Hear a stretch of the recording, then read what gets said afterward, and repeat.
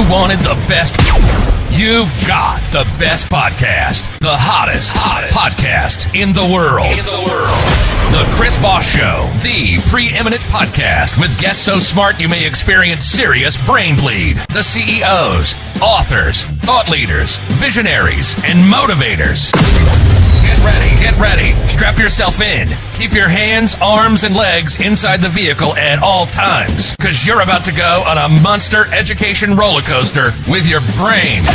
Now, here's your host, Chris Voss. Hi, folks. It's Voss here from thechrisvossshow.com. There you go, ladies and gentlemen. There are ladies, things that makes it official. Welcome to the big show. We certainly appreciate you guys being here. As always, we bring you the most smartest minds, the most brilliant people. And, of course, none are me. That's why we have guests on the show, because I'm the idiot with a mic. But for 16 years, we really appreciate you guys being a part of the show. Refer the show to your family, friends, and relatives, or else. No, I'm just kidding. I'm threatening my audience at this point with violence. Go to goodreads.com/Chris Voss, LinkedIn.com/Chris Voss, Chris Voss 1 on the TikTokity, and Chris Voss Facebook.com on all those crazy places. We have an amazing gentleman who's going to share his life journey, thoughts, and lessons on the show with us. Andrew Beaulieu is on the show with us today. He'll be talking to us about his insights. He is currently, I should say, the CEO and founder of Bold Moves Coaching and Consulting, and he's got an interesting history. He was the former vice president and servant leader of his family-owned general contracting business in Montreal, Quebec. That's in Canada, by the way, just in case you get confused. He discovered his passion for leadership and employee empowerment throughout his corporate journey. He was inspired by his experiences working with others, and he made the bold transition from construction to becoming a coach, public speaker, CEO, and founder of Bold Moves Consulting and Coaching. Today, he is passionately committed to sparking transformation in corporate environments with a focus on the end user, the employee. He collaborates closely with executives, leaders, and mid-level managers, fostering impact and sustainable change from the top down. Welcome to the show, Andrew. How are you? I'm doing great, Chris. Thanks for having me. I'm extremely excited to be here. We're extremely excited to have you, if I can learn to pronunciate stuff today. Give us a .coms or .cas, I think this would be for Canada, where people can find you on the interwebs. Yeah, absolutely. My landing page is www.boldmovescoaching.ca. From there, you'll see the services that I offer. There's ways to get in touch with me on that as well, and access to my social media accounts. There you go. So give us a 30,000 overview of what you do there at your website. Yeah, so really, my bold moves coaching it's ironic because most people believe bold moves are big moves, right? Like a career transition or leaving a relationship. And really the bold move is the small moves, which is getting in touch with who we are as individuals and living into our most fulfilled and empowered life. And what we do is I focus a lot in the corporate world because we spend, believe it or not, a third of our life working. And so there's a lot that transpires there. And with everything that's going on in corporate America, corporate environments, people unhappy, not engaged, always on the look for the new and best thing. I'm focusing my efforts there so people can be happier in their lives and in their work. There you go. Now, what is this 1/3 work thing you're talking about? I've owned companies since I was 18, and we work 24/7 as entrepreneurs. What's this 1/3 that you're talking about? I don't know. That must be the people who have enjoy what they do and it doesn't feel like work. You must be talking to those people. Yeah, I mean, I love what I do, and I enjoy that, and I love interviewing wonderful people and getting to hear their stories and learning lessons and different paradigm shifts, et cetera, et cetera. So I love it, but it's still 24/7. You dream business. It's like insane. You lay at night and you're thinking, instead of thinking, I don't know, sitting on a beach somewhere in Bermuda, you're sitting there thinking, who am I going to fire tomorrow? So tell us a little bit about your story, your upbringing. It sounds like you've been in some entrepreneur positions or CEO positions. Tell us about your journey through life. Yeah, so my father was the founder and partner of a general contracting company here out of Canada as a retail specialist that does interior fit-ups of retail spaces across Canada, and it's 30 years this year. I never really wanted to join the family business when I was younger, but when I finished college and didn't know what I wanted to be when I grew up, I wanted to make some money, went to work for my dad for the summer. I was there 16 years. It was a quick pit stop. Started as an administrative assistant, pushing around papers, applying for permits, helping people out in a support role, quickly got transferred into our 24/7 maintenance department, servicing all our clients post-construction with all their maintenance issues that you could possibly imagine. I mean, from women being locked in fitting rooms and employees going to buy an axe next door to knock open the door, to pigeons in the store, to leaks at 3 a.m. or broken windows. We dealt with it all. And I did that portion for about 10 years. I became the manager of that department at 23. So I started the company when I was 20. Wow. By 23, I was the manager of my own team. There was only one other individual at that time, but I grew that team to be 14 other direct reports under me over my span as manager there. Ended up acquiring a second department, which was our special projects department, which was really anything that didn't have a set of drawings. You know, clients who draw things on a napkin say, build this for me. Mm-hmm. Those are the type of clients I was dreaming of. If they can think of it, I would build it.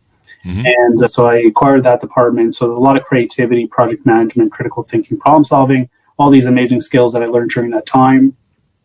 And at this point, my father was looking towards his retirement, and he was 10 years senior from his partner. And his partner didn't want to buy his 50%. So he looked at me and my 2 other brothers who worked in the company in different divisions. We were kind of sprinkled throughout the company. There's about 70 employees overall in the company. So there was plenty of space. And he looked at us and said, do you guys want it? And we looked at each other. We kind of said, yeah, let's do it. Why not? It seems like the logical next step, right? And so my father took his retirement in 2019. We took then the owner-operator role and went right into the pandemic. Our first year as owners was 2020, right into the pandemic, which came with its fair share of challenges. But really, my role was specifically taking over the administration, finance, and human resources of the business, working with that side of the team, which was really my dad's role himself. And the numbers tell the story. So I got to learn a lot about the back end of business, the administration, the finance. And I didn't go to school for it. I'm not an accountant by any stretch of the imagination. I took some courses, but for the most part, I was learned by working closely with our financial controller and our accountants and asking the right questions and learning my way through it. But all throughout these 16 years that I was with the business, there was only one thing that really I felt fulfilled with and passionate about, and that was working with my team and working with our trades and our clients. I'm a people person. The construction was always just there. I was never passionate about it. Again, I didn't want to go into the family business, but because I was good at what I did, it felt like that's what I should be doing. And I realized because of the pandemic, being at home with my 2 daughters, I have a 7-year-old and a 6-year-old today, go back 4 years, much younger, that I was missing way too much. I was only catching the big things of their lives. I wasn't catching all the small things. And it's the small things that really mattered to me. And so I reflected over the pandemic with my wife and said, look, I'm not passionate about construction, but I love working with people. What can I do? I had my own coach. I had my own life coach. And so I reached out to her and we worked on career counseling and exploring different avenues. And I said, you know what? I really appreciate what you were able to do for me. And I'd love to have an opportunity to do that for somebody else. What about coaching? And so I said, well, let's give it a shot. So I went down the road, got my certification in coaching while still working in the family business. I gave them 2 years notice. So I gave them a 2 years heads up to get the company in good place, get my legacy, keep my legacy intact, and to be able to build my business while I was handing over the reins. And that's it. In November of 2023, was my last day in the family business, and I've been full efforts on Bold Moves Coaching since. There you go. Congratulations. It's probably a big leap. It's a little scary to make that leap at first. Absolutely. I mean, there's a lot of emotion that goes into it. I have not had a moment of apprehension or look back and say, did I make the right decision? I know in my heart, because I sat with it and I did a lot of coaching of my own, I came to terms with my values and what I want out of life, that I knew it was time for me to leave the business. And I'm bringing that experience with me, which is great. That 16 years definitely transfers over. But it was time for me to explore other things. When I look at 30 years from now, when I'm retiring, at that point in my life, I want to look back and say, I tried so many different things and I lived so many different lives and met really interesting people. I didn't want to have the next 30 years of my life paved in front of me, which it pretty much was. I knew what the next 30 years looked like working with a family business, and I didn't want that for myself. There you go. Plus you take on your own rudder. You take on your own destiny, and it sounds like you needed to find that where you could map your own life and do things your way. My first company was a construction business, and it was a nice start, but man, that business is hard sometimes. It never stops. It never stops. It's a beautiful business. There's always something to do. There's great challenges.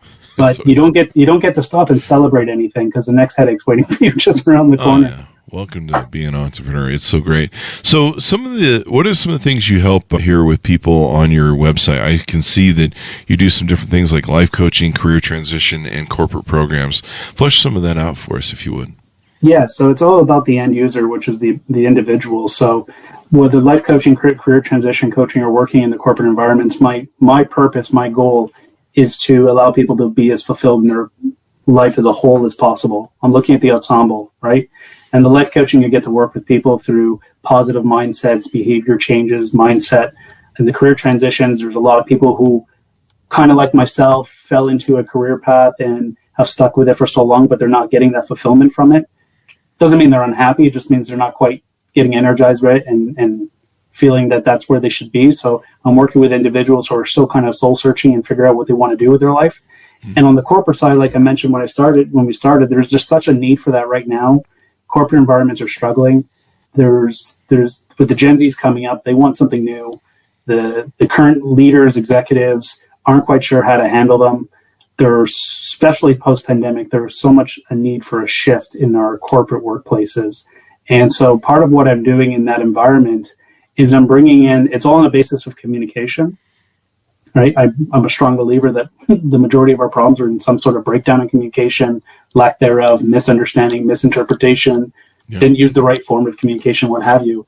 And so part of what I'm doing is I'm bringing this concept of bringing vulnerability into the workplace. Vulnerability is the basis of trust. And so if we allow our employees to come into our workplace, and I say employees, but it includes executives who are employees of their own organizations by all right, by bringing this aspect of vulnerability into the workspace and allowing them to, not leave work home at home and work at work, which is my father's generation did that. Blending it because we're human. We come to work as we are. We show up the way we are.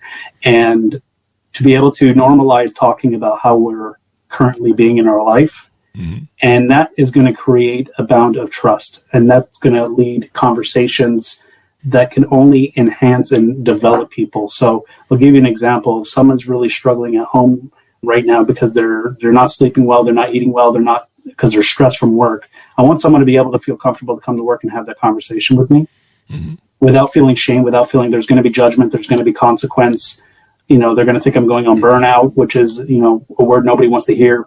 Let's normalize the conversation so that we can find solutions together, and not necessarily the supervisor or the peer telling you what you need to go do, using a coach approach to figure out what should you do for yourself to get through this hurdle. Yeah. Based on the fact that we work mostly with our colleagues, we're with our colleagues sometimes more than we are with our own families. These are the right people to help you through where you're at in life right now.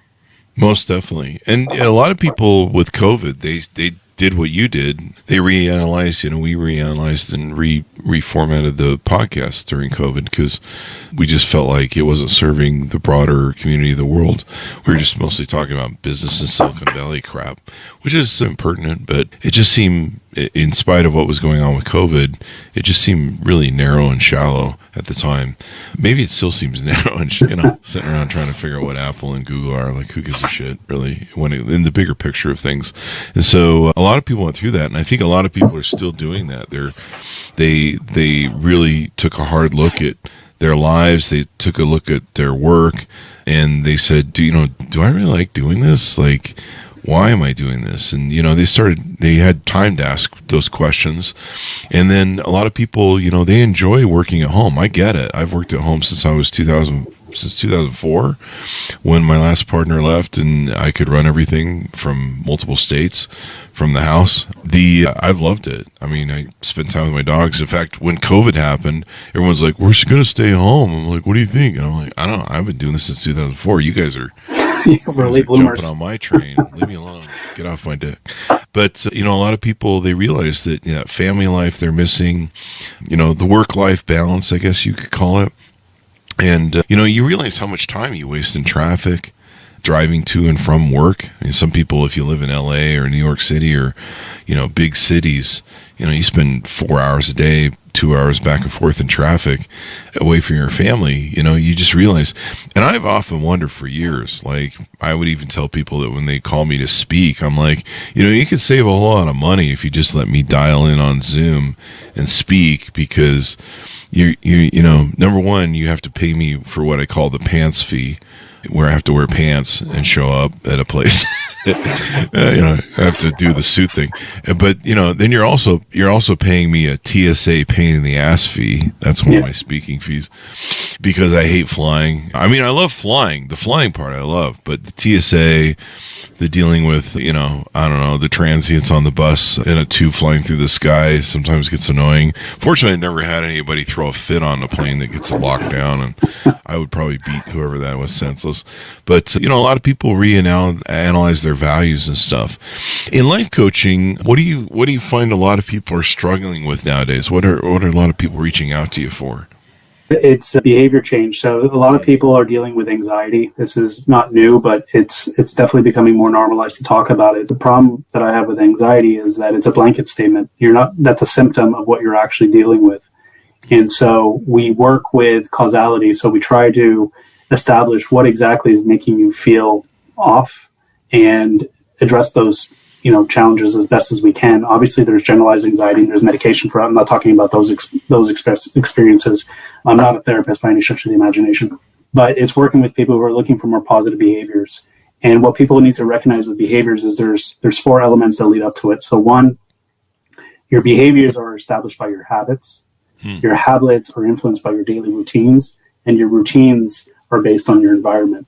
So the first thing, if you want to change your behavior, you got to look at your environment and make it conducive for your daily routine so that you can adapt a new habit to change your behavior. And there's an evolution, right?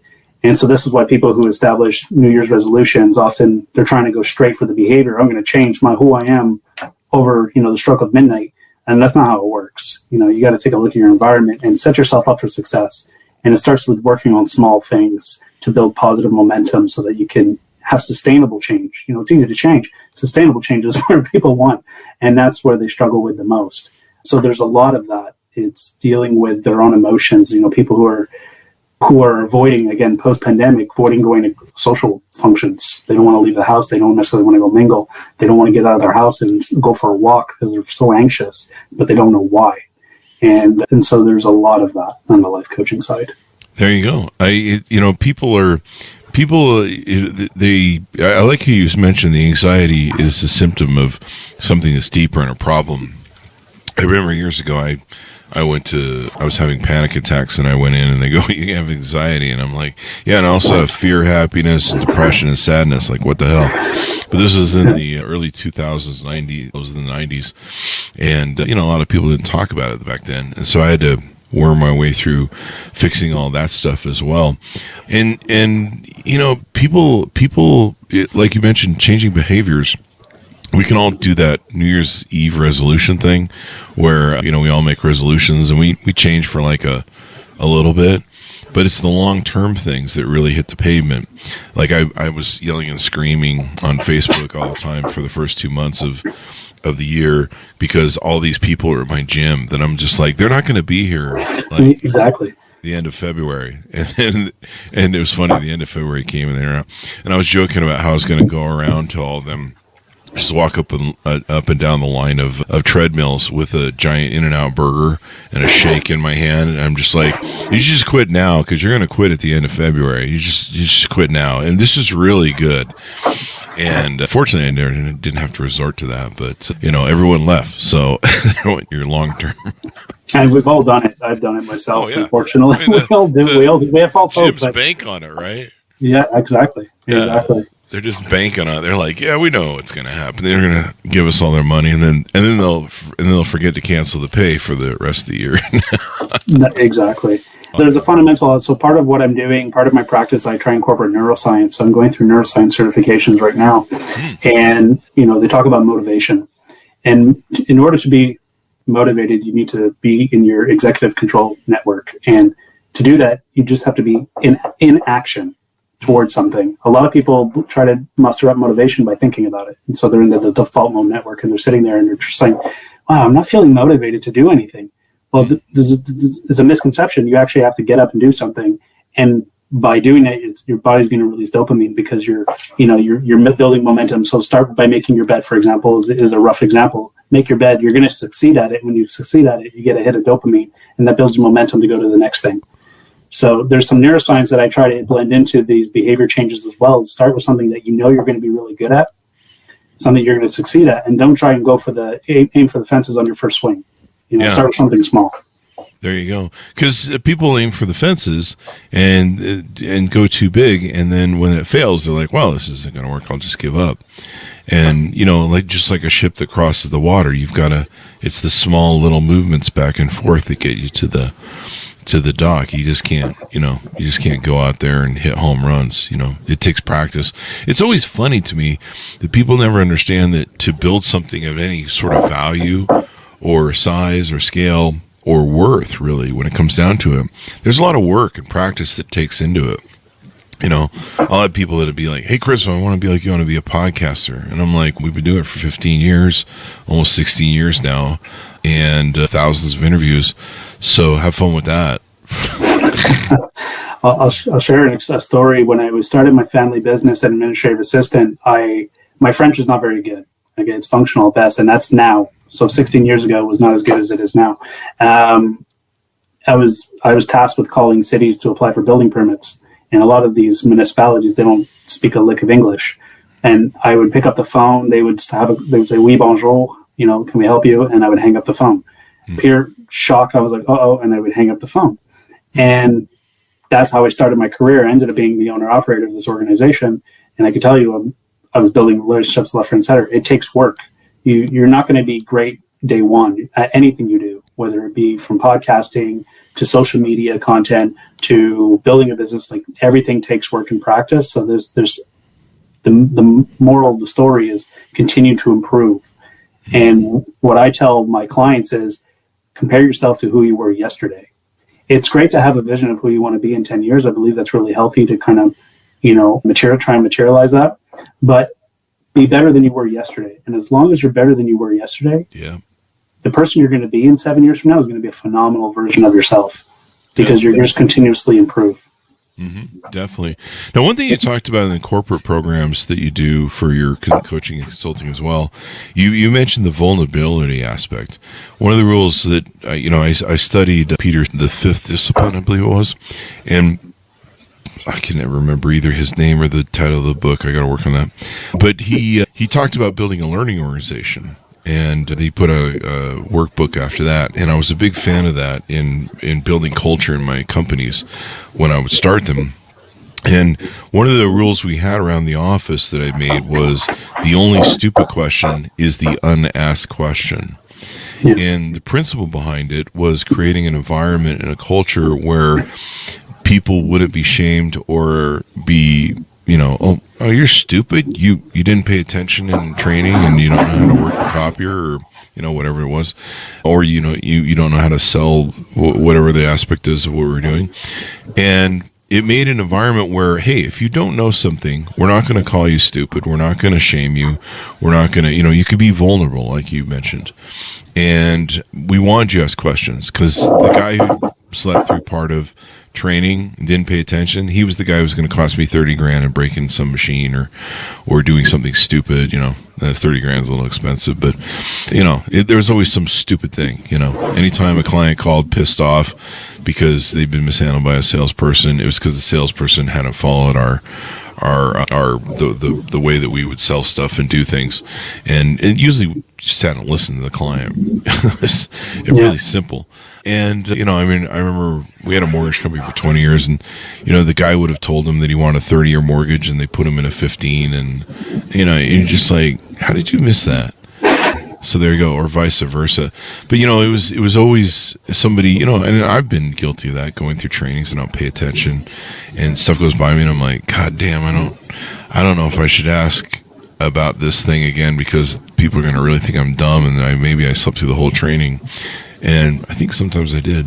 But having that environment, that culture where people could ask questions and not be shamed really made a difference in the culture. And it made it so it was open so people could ask questions. And a lot of times we not only explain to them why we do things, or we explain to them not only how to do things, but why we do it.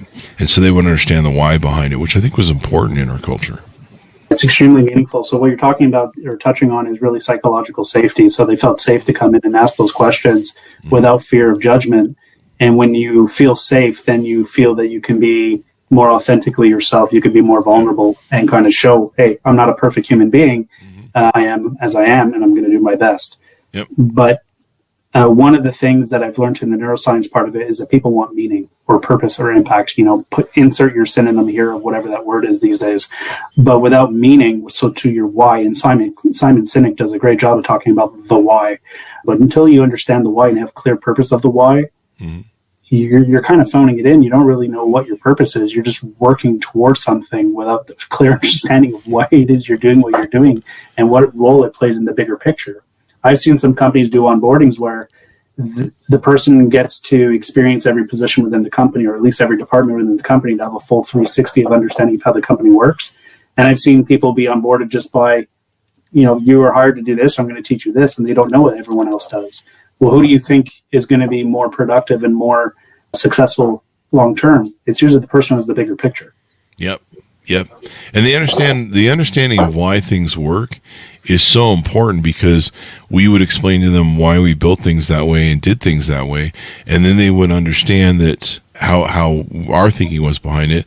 But then when they would take and experience the system, whatever it was, they would be able to maybe innovate. So they would come to me and be like, hey, Chris, I know you guys do things this way, but there's actually a better way, and here it is. And having that culture too, where someone could suggest that, made all the difference in the world as well.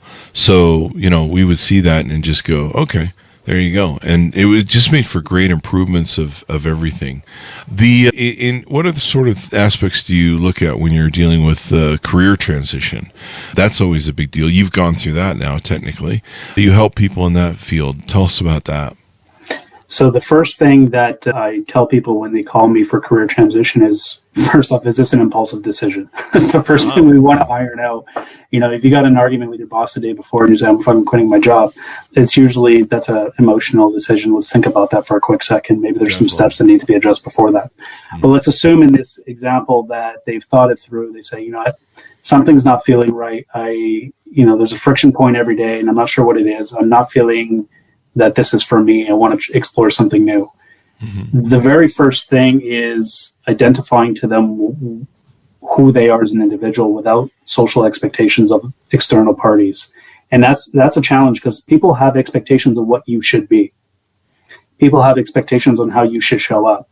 And so you have to kind of quiet all that white noise and say, whether it be your family, your friends, a partner, a spouse, whatever it be, what do you want? Who are you at a fundamental level? What are your values? What do you like to do? What makes you happy? And once we have that, now we're able to go to the next thing, which is, what are your options out there? And oftentimes I'll put them in touch with a career counselor. I'm not a career counselor, but there are psychometric tools that allow you to, based on your likes and your dislikes and your habits and your values, they'll come up with a list of options for you, which is what I did. Even though I suggested I want to go into coaching, I still did the psychometric tools. And guess what? Coaching was number 3 on the list. So it just kind of validated for me that I was heading in the right direction. And what I always go afterwards is the step you take doesn't necessarily have to be the step you live with. So I went into coaching knowing full-heartedly, I'm going to give this a try, but if it's not for me, that's okay. I'm going to go down the next road that I see that feels right. And it happened to be that I landed on it and absolutely loved it. And I knew I loved it because it energizes me and I'm having fun doing it. My days are flying by and I'm making impact, and that feels good for me. So it just happened to be that my coaching, my hunch, my psychometric evaluation, and my first move worked. But ask me 10 years from now, and that was a question someone asked me last week, where are you going to be in 10 years? We'll see in 10 years. I don't need to worry about 10 years from now. I need to worry about how I feel today.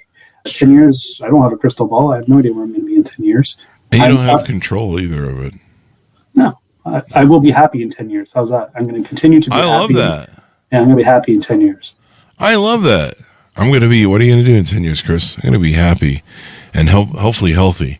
And usually those two, hopefully those two things are. I'm not sure I can control the healthy part. I mean, I can a little bit because, obviously eat well, exercise. But the happy part you can control because, I'm hearkening something from Marcus Aurelius in Meditations. But basically, it's how you perceive life, how you go through life, and how you look at the things that happen to you. And you can choose to be happy or you can choose to be unhappy. And it's your choice, really, when it comes down to it. I remember when I turned 50, I complained about, oh, woe is me, oh, God, I turned 50. And somebody wrote me on Facebook, and they go, Chris, maybe you should have a little bit more gratitude and humility because there's a lot of people who really wanted to be 50 and aren't here to be 50, so maybe you should just shut the hell up. And I was like, wow, okay. I guess you got a point there. Yeah, reality check. Yeah, for sure. Every day above ground's a good day. So tell people how they can onboard with you, reach out to you. I noticed that on your website you can book a call. I noticed you have some speaker stuff for speaking as well. Tell people how they can onboard with you and work with you or do a handshake to get to know you better. Yeah, absolutely. So either through my website, www.boldmovescoaching.ca, there's a section there to reach out to me and contact me. If not, you can also reach out to me on LinkedIn under Andrew Beaulieu. That's a great way. I'm on LinkedIn every day, so you can just send me a request. I'll be more than happy to connect with you. Our conversation there's no obligation. It's just a conversation. One of my biggest things about this new venture for me is building relationships and building connections. The more people I meet and the more connections I make, the happier I am. I'm not focusing. This is not a transactional relationship for me. I know there's a transaction that transpires. It is a business at the end of the day, but I'm not in it for you get a session with me and you pay me a session and we move on. You have access to me 24/7 as we're working together. And even when we're done working together, you still have my number. I'd still love to grab coffee and move on. For me, I'm looking to build a community of support and people helping people. That's ultimately what matters. At the end of the day, we're known for the people we know and the experiences we have. There you go. It's wonderful to have you on the show. We really appreciate your insights. Give us the .ca and where people can find you on the interwebs. So www.boldmovescoaching.ca. You can also follow me at bold_moves_coaching on Instagram or Andrew Beaulieu on LinkedIn. Also on Facebook, I also believe it's bold_moves_coaching, same as Instagram. So those are my platforms. I'm also on YouTube, so you can also follow me on YouTube. There you go. Thank you very much for coming on the show. We really appreciate it, man. Thank you very much, Andrew. Thanks, Chris. Thanks for having me. There you go. Thanks for tuning in. Go to goodreads.com/Chris Voss, LinkedIn.com/Chris Voss, Chris Voss 1, the TikTokity, and ChrisVossFacebook.com. Thanks for tuning in. Be good to each other. Stay safe. And we'll see you guys next time.